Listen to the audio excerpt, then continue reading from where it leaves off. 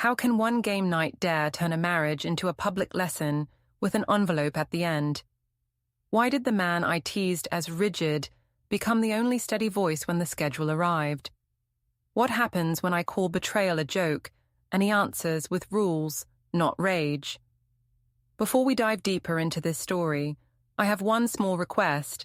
Please subscribe, drop a like, comment, and hit that hype button to boost this channel so more people can discover these incredible stories.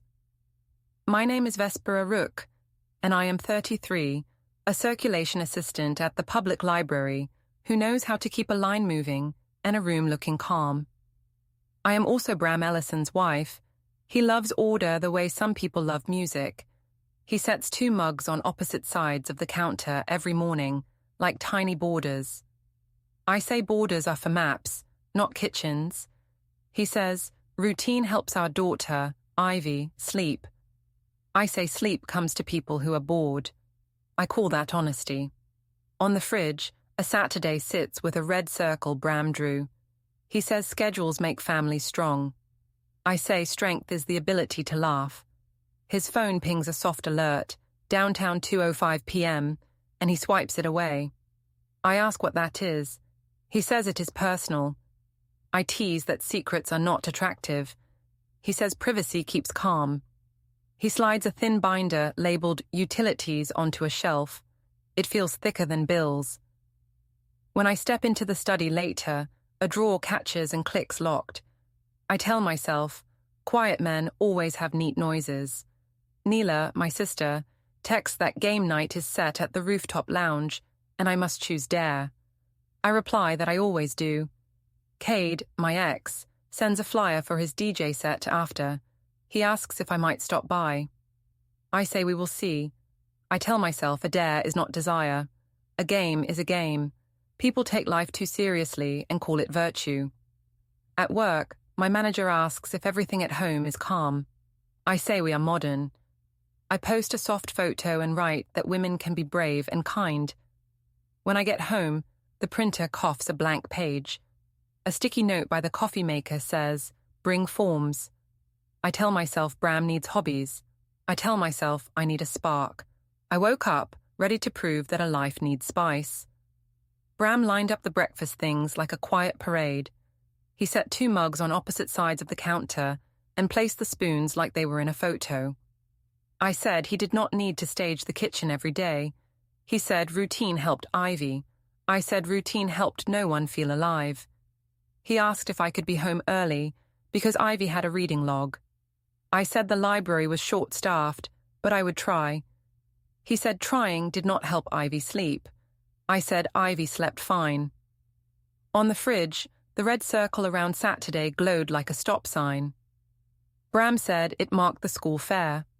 I said it could also mark joy. His phone gave a soft ping and flashed downtown 2:05 p.m. He swiped it away. I asked what downtown meant. He said personal. I said secrets were not attractive. He said privacy kept calm. I watched his face and saw nothing I could push. The boring calm made me want to jump. The thin binder labeled Utilities sat thicker than bills should be. I picked it up as a joke and said it felt like a brick. He said it was nothing. He slid it into the study and closed the drawer. The tiny lock clicked when I stepped near. I said our house did not need locks on paper. He said the house needed order. I said order made dust. He turned to the sink and ran water in a steady arc, as if the stream could drown a fight. Ivy came in with a shoebox and said she had made a habitat for a paper lizard. Bram asked if we could help glue the leaves. I said I had to get to work. He said we could do it after dinner if I was home. Ivy asked if both parents were coming to reading circle on Friday. I said we would see. Bram said yes for himself. Ivy looked at me and then looked down. She put the shoebox under her arm like it might fall if she breathed wrong. Neela texted that the rooftop game night was set and I must pick dare. I wrote that I always pick dare. She sent a sparkle emoji and a voice note I did not open. Cade, my ex, sent a flyer for his set at a club after the game. He asked if I might stop by. I sent a maybe and told myself maybes keep doors open without stepping through. I told myself a dare is performance, not desire. I told myself Bram needed to learn that hearts do not die when they laugh. I left early to walk off the tight feeling in the rooms. At the library, I shelved returns by call number and straightened the display. A school group toured. The kids whispered about dragons and rockets. Their teacher reminded them to inside voices. I smiled like a person who loves order. Inside, I wanted a scene with music. I messaged Neela during a quiet minute and asked who would bring the bottle. She said she had it. She asked if Bram would come. I said he liked to say no to fun. She said he could stand on the roof and count stars while I played. I laughed, even though it was not funny. I told myself I would prove that we were modern. I told myself Bram could catch up or be left behind. At lunch, I went home to grab a jacket because the library vents made the air cold. The house smelled like lemon cleaner and warm plastic, the smell printers make when they work at night. Bram's laptop sat on the table with the screen dim. I touched the trackpad, and it woke to a grid. A neat spreadsheet stared back. Columns had initials and dates. I told myself it was nothing. I told myself he tracked vacuum filters or oil changes. I minimized the window and set the screen to sleep. I felt caught, even though no one had caught me. Bram came in from the porch with a small bag of screws. He asked if I needed anything from the hardware store. I said I needed him to stop locking drawers. He said drawers kept order. I said his order made a house like a museum. He said museums protect important things. I said I was not to display. He set the bag down and did not argue. His phone lit with a text preview. Only the word follow showed before he cleared it. He stepped back outside and put headphones on. He spoke into the air like a person reading instructions for a calm machine. I walked to the study to prove I owned the house. The drawer made a small click when my hand touched the wood. The sound felt like a door shutting on my side. I told myself it was fine. I told myself he could have secrets as long as I could have sparks. At the end of the afternoon, I helped Ivy glue green paper leaves to the shoebox. She asked if we would all play a board game later. I said Neela had invited me to a roof with friends. Bram said we could play with Ivy first. I said I would be late. Ivy nodded and kept gluing. She did not press hard enough, and the leaf curled. Bram pressed his finger down gently and counted to 10 with her. I wanted to say that counting was not love. I said nothing. Before I left for the library's evening shift, Bram stood by the fridge and checked the calendar. His eyes lingered on the red circle. He said he would pick up Ivy's art supplies tomorrow. I said he could add glitter if he dared. He did not laugh. He wiped a spot on the counter and then moved the 2 mugs back to opposite corners, as if gravity demanded it. I changed into a red sweater because the roof would have wind. I pictured the bottle spinning on a table in the lights. I pictured the faces when I said dare with no blink. I pictured Bram seeing me own the night and finally moving toward me with heat. I told myself a dare is a lesson. I told myself the lesson would teach us both to live. On my way to the door, the printer in the study spooled. A page slid out and lay on the tray. It was blank. I called toward the kitchen and said the printer was acting strange. Bram said he would check it later. I said later was code for never. He said later was when the house slept. I shut the door and the latch made a clean round sound. It felt like a coin dropping into a box. The library opened with the soft thud of newspapers and the slow light of morning. I set the scanner, checked book drops, and straightened the displays. I told myself I would set the narrative before anyone else.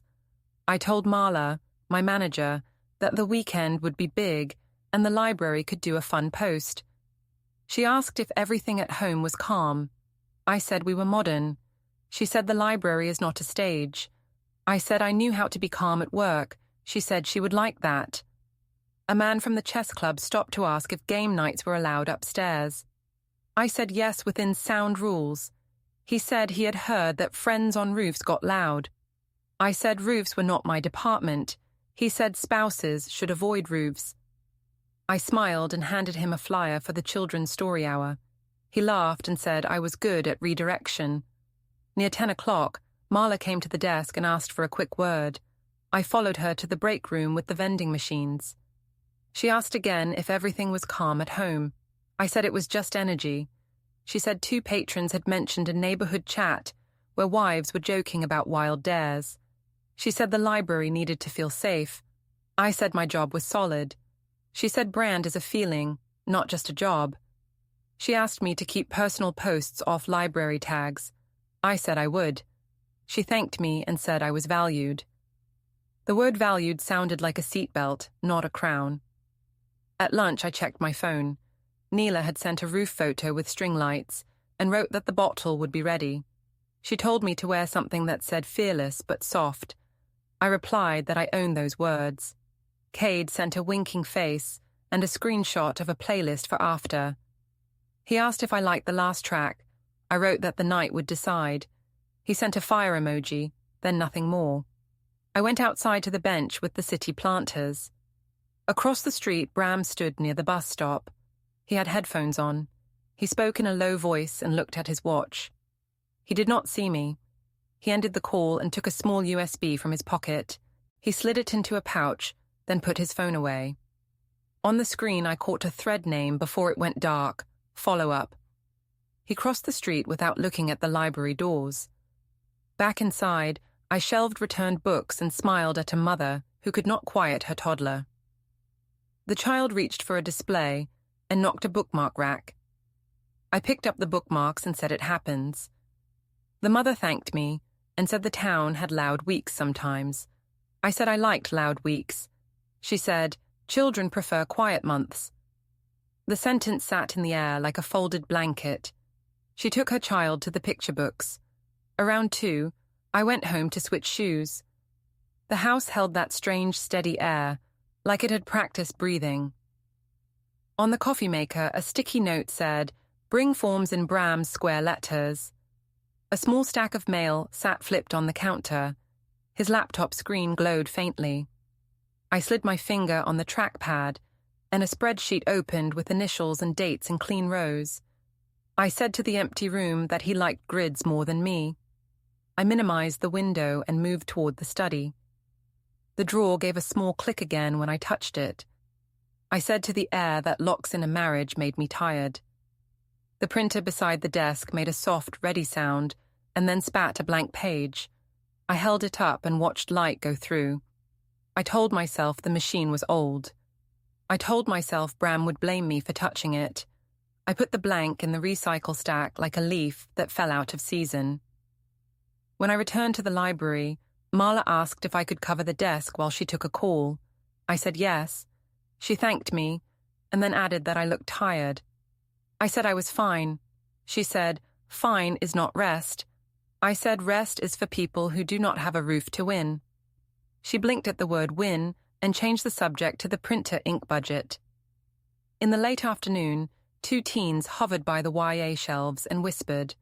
One asked out loud if truth or dare counted as a sport. I said it was a game, and games were for fun. The other asked if dares were real. I said dares are choices with an audience. They laughed and moved to the comics. I told myself I sounded like a wise person. At closing, I set out the returns bin and turned off 1/3 of the lights. Marla came to the desk again. She asked if I could keep my personal posts and library posts cleanly apart. I said yes. She said a sponsor had messaged her with a link to a rooftop invite. I said rooftops were free air. She said sponsors liked quiet faces. I said the library could be a quiet face, and I could be a bright one. She said separation helps. I walked home through the slow gold of early evening. In our building stairwell, a neighbor paused and looked at her phone. She glanced at me and smiled, then looked back at the screen. I imagined the shape of my name in a chat and told myself the town needed new hobbies. I entered the apartment and heard Ivy humming in her room. Bram stood at the sink and washed a pan. He asked if I could read the last page of the lizard report with Ivy. I said I had to get ready for the roof. He said Ivy had counted on both of us. I said the roof had been planned for a week. He said Ivy had been planned for 7 years. He turned off the water and dried his hands. His face looked steady, like a wall you cannot move. I changed my shoes and added a soft jacket.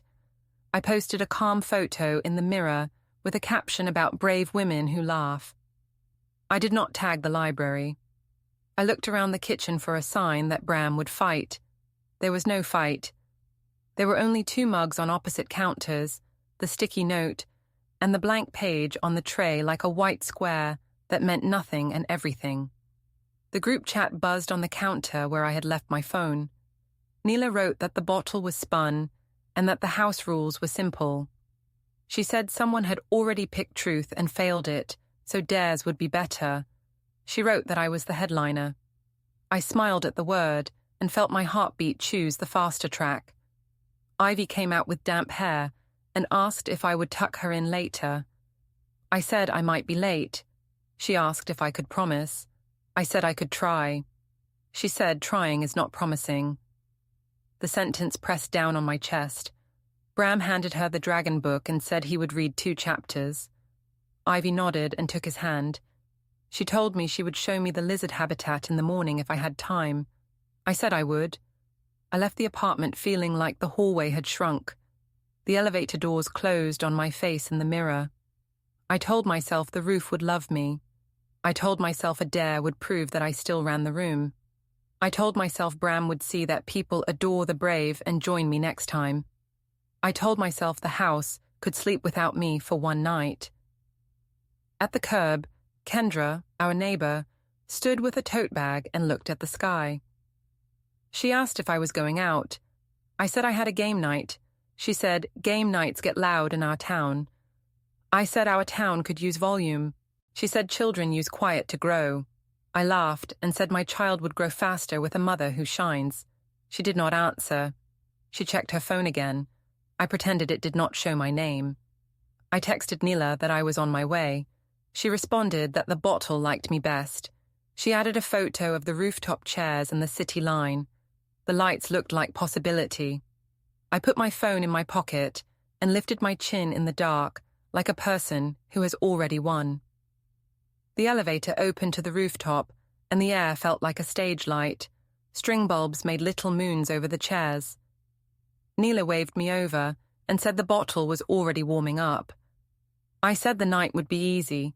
She said the city liked a show. People held their phones so the lenses faced their own courage. I decided to lend them mine. The circle formed, and the bottle spun with a clink. Music from a small speaker tried to act bigger than it was. Someone landed truth and confessed a crush on public speaking. People laughed kindly.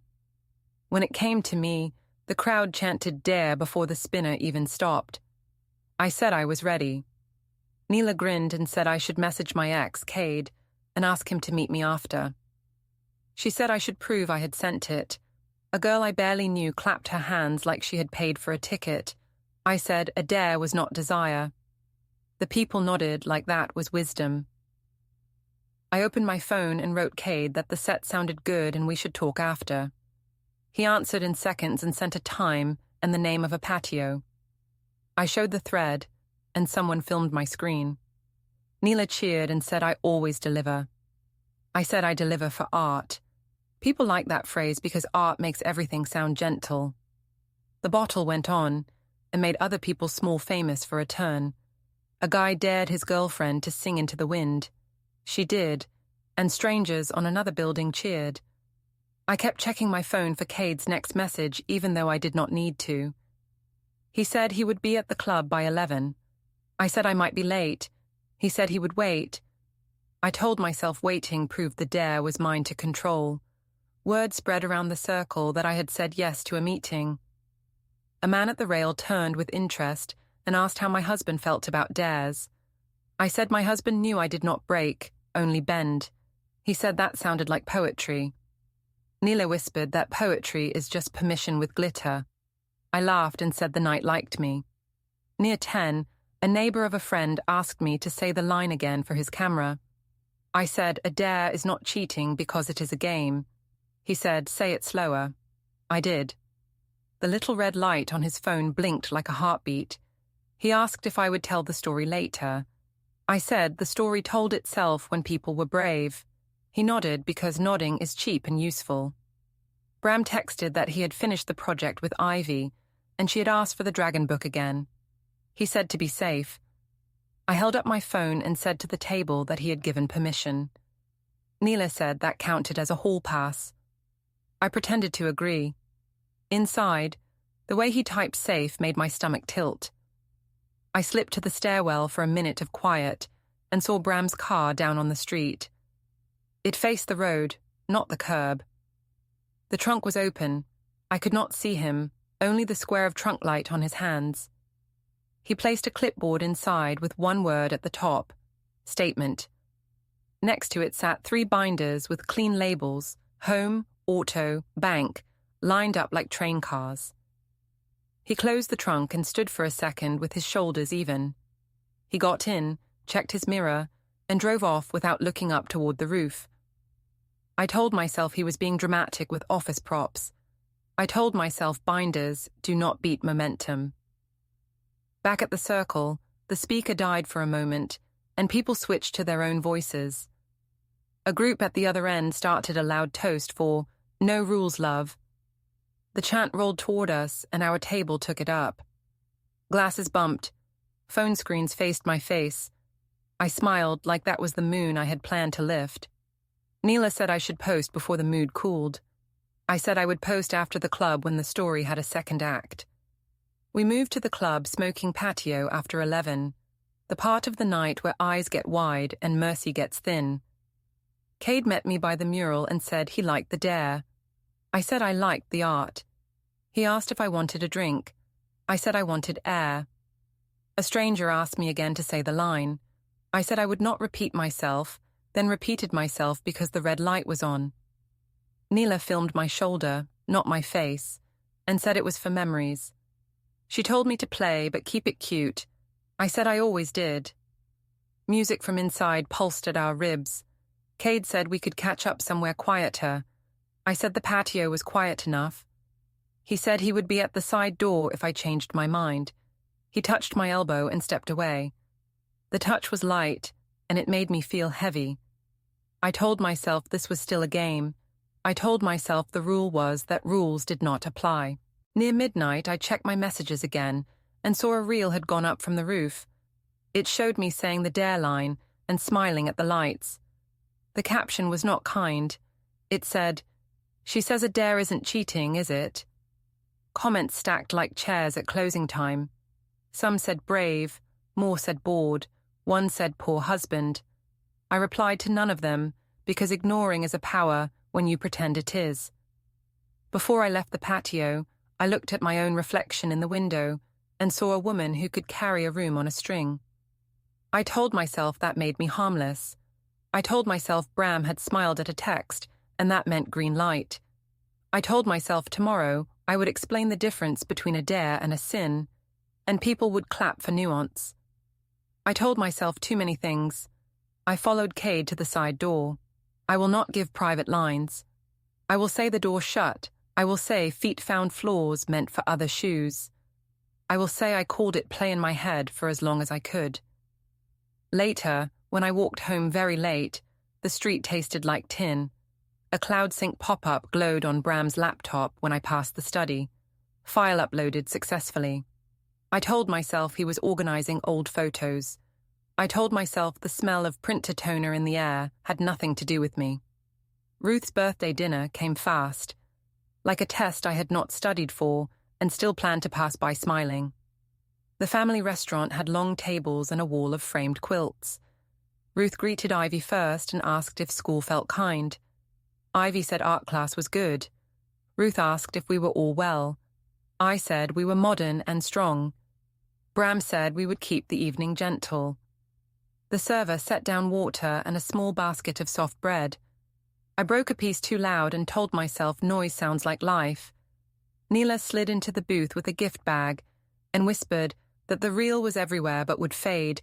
I said reels fade if you replace them with better ones. She said better is quiet now. I said quiet was not my language. Mason, no, that was another story. Here it was only Cade's name in my pocket, not on a chair. I did not invite him. Even I knew that much. I raised my glass and said we should toast Ruth, who had taught us that families laugh at mess. Ruth smiled at Ivy and thanked me. She asked the server for tea. Bram ordered a simple plate for Ivy and asked for the kid's cup with a lid. I said she did not need a lid anymore. He said the lid kept the table dry. Ivy looked between us like a small judge. A couple at the next table recognized me from the clip.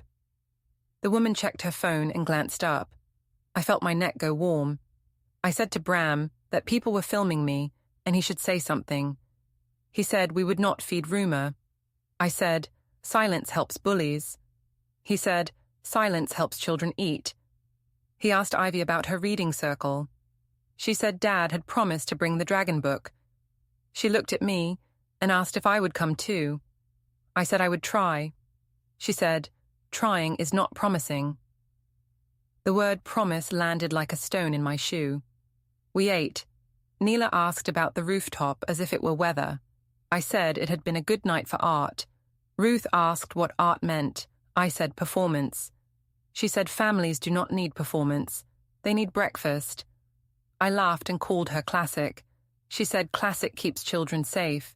She said it kindly, and it still felt like a slap. The server brought the cake with a small sparkler. Ivy clapped. I hoped the sparkler would change the story. It lit the table, then died. Bram cut neat slices and thanked the server by name. He did not look like a man in a clip. He looked like someone building a bridge with forks and patience. After dinner, we walked to the park because Ivy had extra energy. The swings were open. She pumped her legs, then jumped off and ran back with a question already built. She asked if a dare can be cheating if kissing happens. The sentence was small and perfect and ruined my posture. I laughed like it was a silly riddle. I said grown-ups play. She asked if play can hurt. I said sometimes. She asked if I had hurt Dad on purpose. I said no. She looked at the ground and nudged a leaf with her shoe. Bram knelt to tie a lace that did not need tying. He said the park would close soon and we should head back. His voice was even and soft, the way you speak near a sleeping child. Ruth walked next to me on the path and said some lines cannot be repainted. I said the line had been a game. She said the game had been a line. I said people judge because they are bored. She said people protect because they are awake. The words were light and impossible to lift. On a bench near the gate, a neighbor scrolled and glanced up. Kendra gave a polite smile that did not reach her eyes. She said she hoped Ivy was okay. I said Ivy was strong. She said strong children still need quiet. I said quiet makes dust. She said dust makes coughs. We stood there like two weather vanes pointing in opposite winds. Back at the apartment, I tried to stage a cozy scene. I lit a candle and placed pillows in a shape that suggested harmony. I said we should read all together. Bram said routines were set and bedtime was soon. He asked if I could help with pajamas. I said I had messages. He said messages could wait 10 minutes. I said they could not. He did not push. He picked up the dragon book. Ivy tucked under his arm like a small, practiced move. I checked the counter for a phone charger and saw Bram's screen come alive. A recurring reminder flashed. Meeting, personal. He dismissed it. I asked what meeting. He said personal. I said personal meant secret. He said personal meant private. I said he loved rules more than people. He said rules were how people got home. He carried towels down the hall and closed the bathroom door halfway so steam would not set the smoke alarm off. Even his steam had order. In the study, a lower drawer slid open while he looked for a pen. Inside, the underside of a folder showed tape. A USB lay under a tab marked taxes. He took the pen and closed the drawer. The wood made a small, exact sound. I stood at the edge of the doorway and said, we did not need hiding places. He said the house needed order. I said order was a performance. He said order was a plan. He wrote something short on a sticky and placed it under the coffee maker switch. It was not a new note. It was the same one. Bring forms. I scrolled my gallery to loosen my chest. Between Ivy's pictures and a shelf display from work, I found a photo I did not remember taking. The corner of a paper, no letterhead, only shadow and edge. The timestamp said last night. I deleted it because my hand moved before my mind. I regretted deleting it because I wanted the power of seeing what I should not see. I stared at the blank where it had been. Ivy came out in pajamas and asked again if I would come to reading circle. I said I would try. She said try is not a promise. Bram said he would be there. She said she knew. She hugged me anyway because she has not learned how to withhold yet. The hug felt like a warning, not a gift. Ruth put on her coat and thanked us for dinner. She hugged Ivy and then Bram. She gave me a polite hug that did not linger. At the door, she said, "Rest helps houses." I said houses need noise to feel alive. She said noise can feel like weather to children, and children cannot choose the weather.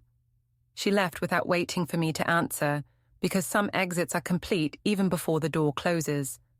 I stood alone in the living room. The candle burned down enough to show its little metal base. The mirror over the mantel showed my careful face, the one that looks good on screens. The room did not clap for it. From down the hall came the sound of Bram's voice reading a dragon line and Ivy's small laugh. The laugh cracked me open and did not fix me. On the counter, Bram's phone lit with a photo of our wall planner. A red-circled date glowed for a second, then the screen went black. I reached out and did not touch it. I was suddenly tired of touching anything. I blew out the candle and the room went soft and dull. My own breathing sounded like a person who had climbed a hill and found a fence. I stood on the balcony and filmed a short reel with the town behind me like a polite postcard. I said, mistakes should not erase love. I said, a dare is not desire. I said, people who act shocked are performing. The wind rubbed the mic and turned my words thin. Through the glass, I saw Bram at the dining table with his laptop. A neat spreadsheet filled the screen, initials and dates in small boxes like stepping stones. He highlighted a row and typed something calm. A small cloud sync pop-up said, "File uploaded successfully," and slid away. I told myself he was making lists because he could not handle real life. I went inside and asked if the sheet was about me. He said the sheet was about Ivy's days. I said he was building a case. He said he was keeping order. I said order was a theatre for people who fear feeling. He said feeling without order hurts children. He closed the laptop and wiped the table. The rag made quiet circles. The silence felt like a clock. I told him I wanted us to post a united photo. He said we would not perform. I said one picture could end the talk. He said the talk would end when the house was calm. I said the house was calm right now. He said the calm felt forced. I laughed, because laughing is a weapon that looks like warmth. The printer in the study made a throat sound. I walked in and smelled printer toner, warm and dusty. On the shelf sat a thin binder labeled Utilities, still thicker than bills. I opened a drawer, and the lock clicked, because it did not belong to me. I said to the room that secrets made dust too. In the trash, I saw shredded curls of paper. The shredder had a faint hum left in it like a dream. I closed the door and told myself I did not care. At noon, I went to the supermarket because being seen with apples and bread looked like normal. Kendra stood near the oranges and asked if Ivy was sleeping okay. I said Ivy was strong and cheerful. She said strong children still get headaches from noise. I said noise is the price of a lively home. She said quiet is the gift of a safe home. I told her the town should stop acting like a judge. She said the town is acting like a mirror. I picked apples with a firm hand and made sure she saw me pay without fumbling. On my way out, 2 teens from the library whispered my name. One asked if a dare was the same as a promise. I said a dare is just a game. They said my reel had comments. I said reels are for thoughts and people must think. They walked away with quick steps. In the afternoon, I looped by Bram's work parking garage because I wanted to prove he was being dramatic. He stood by his trunk with headphones on, talking in a gentle, low voice that did not reach for victory. He ended the call, put a single USB stick, labeled with today's date, into a pouch, and set a clipboard on the trunk lip. The word statement sat alone at the top, like a heading waiting to grow. Inside the trunk, 3 binders lay in a row: home, auto, bank. His car faced the street, ready to go without turning. He looked at the sky as if it were a schedule, then closed the trunk with 2 quiet hands. I walked up and asked if he was making a story where I am the villain. He said he was making a plan where Ivy sleeps. I said he was collecting dirt. He said he was collecting dates. I said dates can be bent. He said sleep cannot. He put the pouch into his backpack and nodded a goodbye to the air between us, not to me. My spine tried to invent a voice that would tear the air. The garage swallowed it. At home, I set out 2 glasses and opened a bottle. I said we could talk like adults if we let the night be soft. He said there would be no drinks until Ivy was asleep. I said that rule made me feel like a guest. He said the rule made Ivy feel safe. I said, safe is just another word for bored.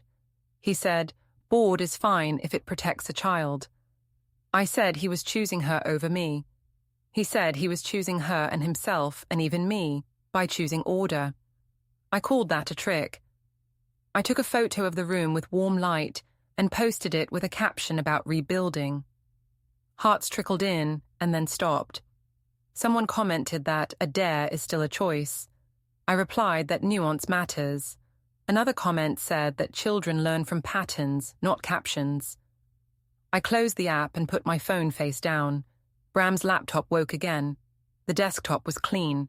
Archive A and Archive B sat like quiet doors. He dragged a folder from one to the other. A cloud sync bubble blinked success. He checked a tab where I saw search bars with storage options, delivery tracking, a notary near me.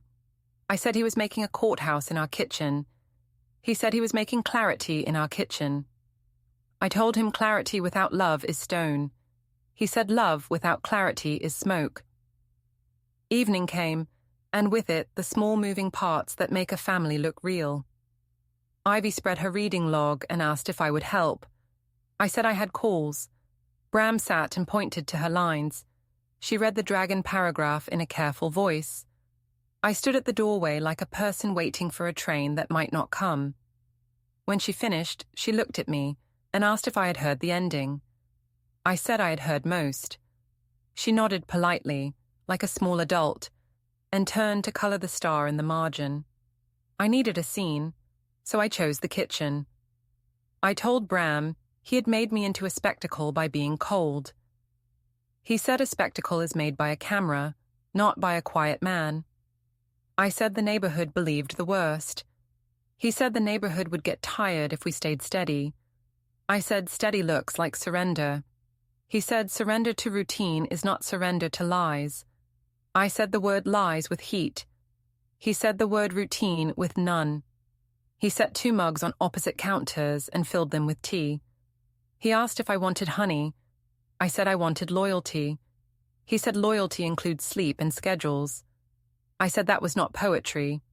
He said it was practice. The kettle clicked off with a sound like a signature. I tried one more angle. I said Cade had been nothing but a dare. He said a dare is still a choice. I said people forgive choices that happen in games. He said children do not live in games. I said I was sorry he was so literal. He said he was sorry I was so loud.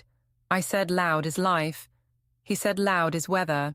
He said children cannot pick weather. His phone lit and an alarm labeled paper drop flashed. He dismissed it. I asked what that meant. He said it reminded him to finish tasks. I said the word paper made me feel hunted. He said the word paper made him feel steady. I said if he loved me, he would fight for me. He said fighting would only make smoke. He said he would handle this properly. He used the word like a handle you cannot pry off. I leaned against the counter and said properly sounded like court. He said properly sounded like grown-ups. I said he was threatening me. He said he was protecting Ivy and himself and the house. He said the next steps would be clear. He said we would not yell.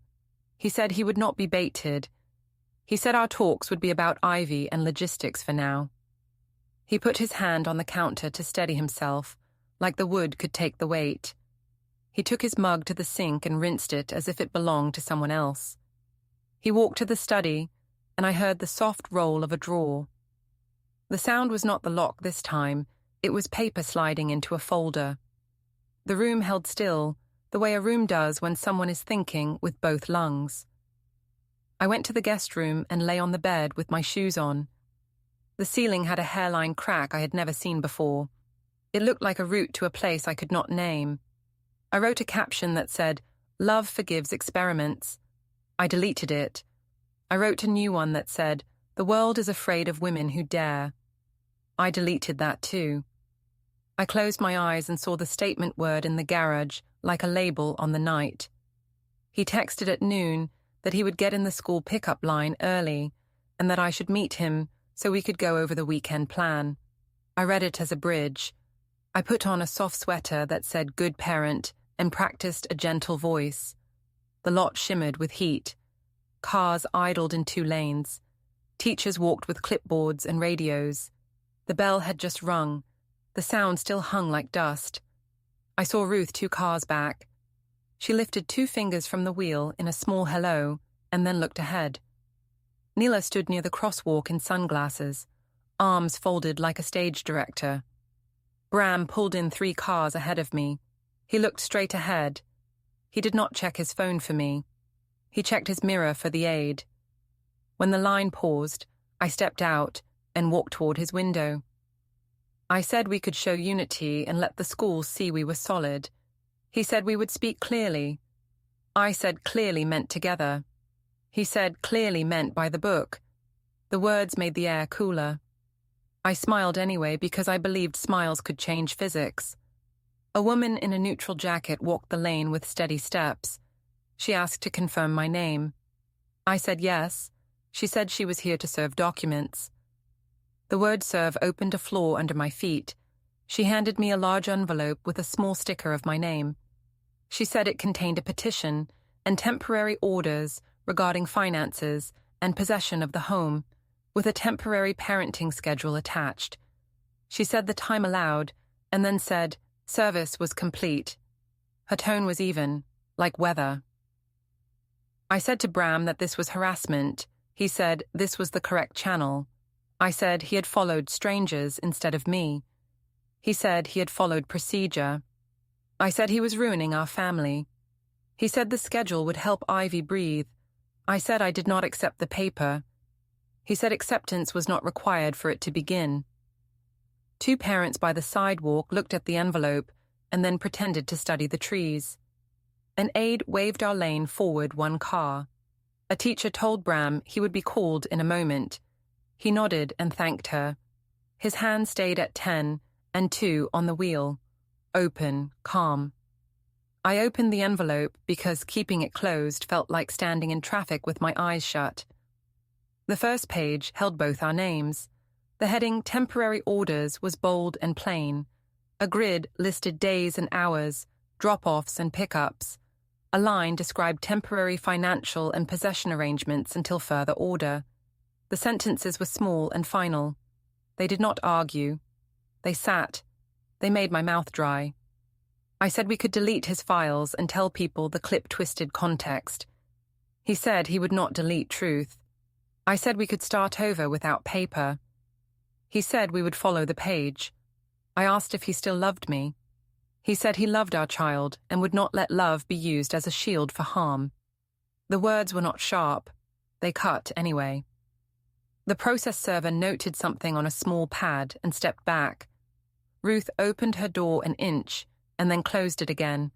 She stayed in the car, eyes forward, like a person holding a line no one else could see. Neela said my name softly, as if I might fall. I did not fall. The envelope's edge nicked my thumb and made a thin red mark that looked like a pencil line. The gate opened and children came out in waves. Ivy scanned faces with the serious eyes she kept for new rules. She saw Bram's car first and lifted her hand. She looked for me and found me with the envelope. She paused, then followed the aide to the correct spot, exactly as the grid would have told her if she could read it. She climbed in and buckled herself. In the mirror, her face looked brave in a careful way that made me ache. I stepped closer and said, "Families make mistakes and forgive." Bram said we would follow the order and keep Ivy's week steady. The aide waved him forward again. He put the car in drive. He did not look like a winner. He looked like a person who had picked a map and would not step off it. I said he was making me the villain. He said I had handed him the story and he had filed it instead of shouted it. I said filing was cowardly. He said filing was safe. A teacher's whistle chirped. Tires rolled. The parents near the sidewalk pretended to see nothing. They saw everything. He moved up in the lane. He told me, through the open window, that exchanges would happen at the listed times and that messages would be about Ivy and logistics only. He said the schedule started today. He kept his tone soft. He kept his hands where everyone could see. I reached for his sleeve. He stepped back one pace inside the car. The small distance read louder than any speech. The aide gave a signal. His car eased forward with Ivy inside. She looked at me once through the glass, and then at the book on her lap. The envelope in my hand rustled when I tightened my grip. My thumb burned where the edge had kissed it. The pages did not tremble. The afternoon did not change its mind. Don't forget to hit like, subscribe, and turn on the bell so you don't miss the next story. Write in the comments from which city you are watching.